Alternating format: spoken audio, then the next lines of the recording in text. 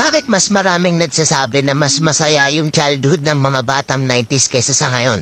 Bakit mas maraming nagsasabi na yung mga batang 90s mas swerte sila kasi mas masaya yung mga naging childhood experiences nila? Simple lang. Mga batang 90s pakinggan nyo to. Lapit ka konti. Nung panahon natin hindi pa uso cellphone. Hindi pa uso yung puro Mobile Legends. Lalaro ka sa cellphone, manonood sa cellphone. Lahat ng laro natin nung bata tayo puro physical. Naaalala mo pa ba yung lalabas ka sa hapon para lang makipaglaro sa mga kaibigan mo? Yung tipong nababadtrip ka na kasi nabuburot ka na sa laro. Pero tuloy ka pa rin kasi masaya ka makipaglaro sa kanila. Yung tipong lalabas ka ng alas 3 ng hapon hanggang alas 6 hindi ka na pwede magpagabi kasi mapapalo ka. Pero yung maiksing oras na yun para makapaglaro ka, pakiramdam mo ang haba-haba na. Naaalala mo pa ba? Pagdali mo sa eskwela, madaling-madali ka kasi may papanoorin ka pa. Oo, kasi yung mga palabas sa TV noon, puro pambata pa.